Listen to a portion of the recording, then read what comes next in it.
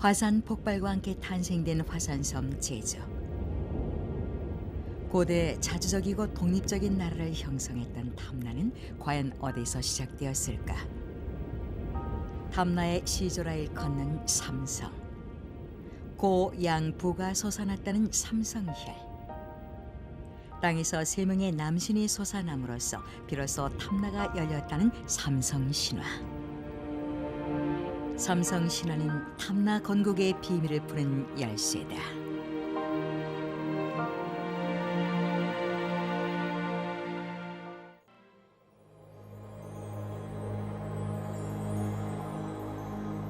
신화가 깃들어서일까?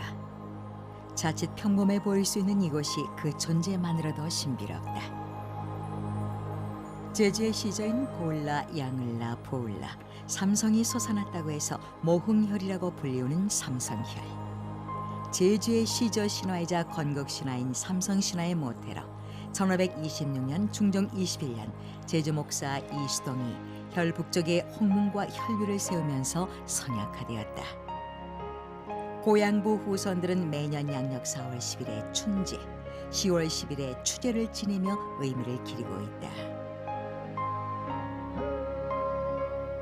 삼성신화가 제주의 시저신화이자 건국신화이니만큼 매 12월 10일에는 제주도지사가 초원관이 되어 건시제인 혈단제를 지내고 있다. 제주의 시작을 알리는 신화의 성소가 아닐 수 없다.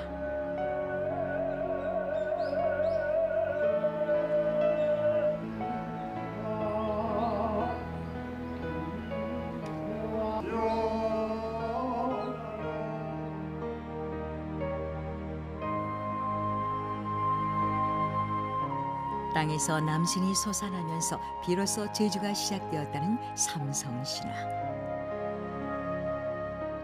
고구려와 백제의 건국신화가 하늘에서 내려온 신화인 반면 제주 건국신화는 땅에서 솟아난 신화로 한반도에서 그 유래를 찾아볼 수 없다. 화산섬 제주의 지질학적 특성을 갖춘 신화체계이자 자주적이고 독립적인 고대 국가로서의 탐나의 면모를 유추해 볼 수 있는 건국신화라 할 수 있다. 첫째는 그 삼신인이 탄생은 그것은 주권신 혹은 전신 혹은 풍요신으로서 국가의 제사, 그 다음에 나라의 통치 혹은 이제 방어, 그 다음에 생산을 담당했다라고 하는 사회 구성 원리일 것 같습니다. 두 번째로 땅에서 솟아났다라고 하는 이런 의미는 생명이 산출된다라는 의미 혹은 화산의 폭발과 연관된 것은 아닐까 하는 의미가 듭니다. 아무튼 그것은 육지에서 늘 얘기되는 하늘에서 내려왔다는 신화와는 다른 독자적인 신화 체계이고 독자적인 문화를 구축하고 있다는 의미입니다. 파도마저 쉬어갈 듯 고요하다. 예로부터 상스러운 기운이 머문다는 동쪽 바다 이곳에 삼성신화의 흔적이 서려 있다.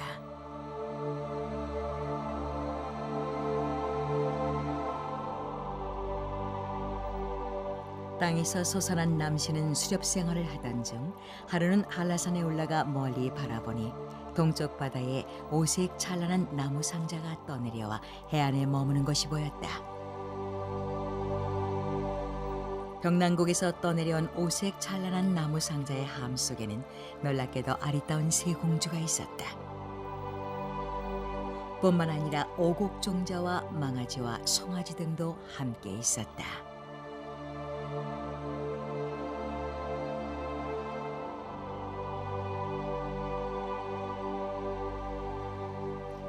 고, 양부 세 남신이 세 공주를 맞이했다는 연원포.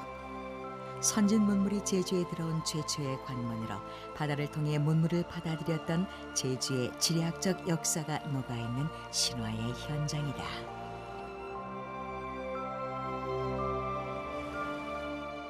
기존의 문화에 새로운 문화가 유입되어서 나라가 변화하고 발전했다라고 하는 의미로 보아야 할 것 같습니다. 그리고 그 여신이 타고 왔다라고 하는 함의 의미는 뭐 유패의 의미일 수도 있고 아니면 배라고 하는 수단의 또 다른 어떤 의미일 것 같습니다. 아무튼 아주 귀중한 함에 담겨서 온 중요한 존재의 도래를 의미하는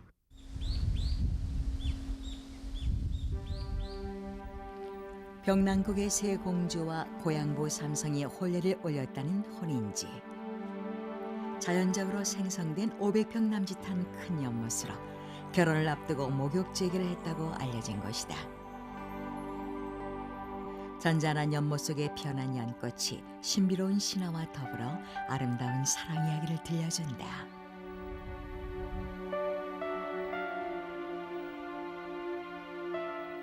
고양부 삼성과 병난국 세 공주는 이곳에서 각각 배필을 정하고 혼례를 올린다.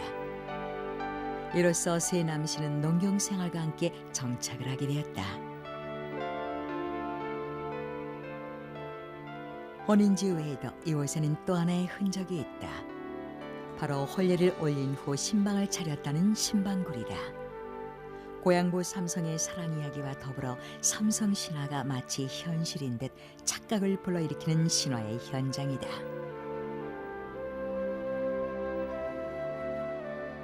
오곡종자와 망아지를 가지고 온 세 공주를 맞이하게 되었다는 삼성 신화. 이것은 무엇을 의미하는 것일까?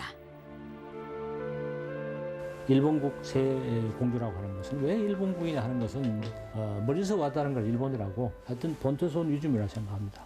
이주민이 가져오는 그 농업과 목축의 지식이 합쳐져 가지고 새로운 사회가 이루어진 내역을 보여주고 그래서 토착 문화와 외래 문화, 본토 외래 문화의 어떤 결합 또 거기에 되는 어떤 갈등도 있고 그것을 보여주는 것이 그 삼성 신화의 의의라고 생각하고.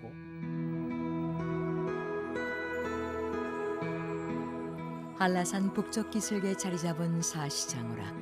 이곳에도 삼성 신화의 이야기가 내려오고 있다.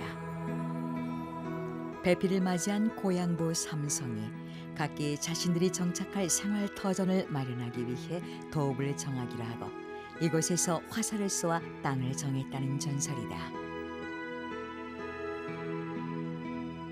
제1도, 제2도, 제3도 등 제주를 3등분했으며 이때부터 촌락이 이루어졌고 탐나국의 기초를 다질 수 있었다.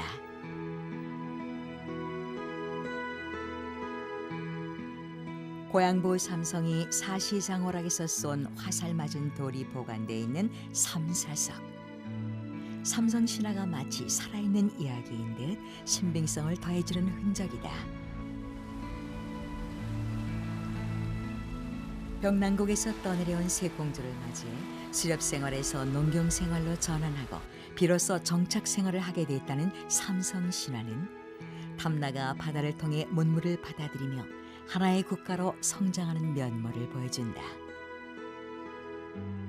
제주의 시조 신화일 뿐 아니라 부족 국가의 탄생을 의미하는 것으로 건국 신화의 형태를 보여주고 있는 것이다. 탐나국의 건국 이야기가 바로 삼성 신화인 것이다. 삼신인이 땅에서 솟았고 나라를 세웠다는 것. 그래서 단순하게 삼성의 세 성의 시조에 대한 얘기가 아니라 탐나국의 건국에 관련된 이야기고 AD 1세기, 2세기경의 건국 신화로 보아야 한다 하는 의미를 지닙니다. 그래서 과거 고구려 백제 신라와 같은 신화의 발생 시기에 이 탐나국이 함께 형성됐다라고 하는 고대 건국 신화 체계로 보아야 한다.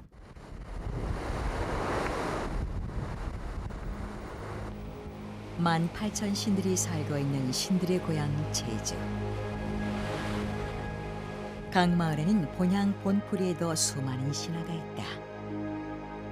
그 중에서도 제주를 여는 제주의 탄생 신화 고양부 삼성 신화는 제주의 뿌리를 말해주는 살아있는 신화가 아닐 수 없다. 땅에서 솟아나 병난국의 세 공주를 맞이해 부족 국가를 이루어온 태초 제주의 역사가 삼성 신화에 녹아 있는 것이다. 과거 동북아시아의 교두보로 해상왕국을 건설했던 탐나국. 탐나사가 새롭게 주목받는 여정.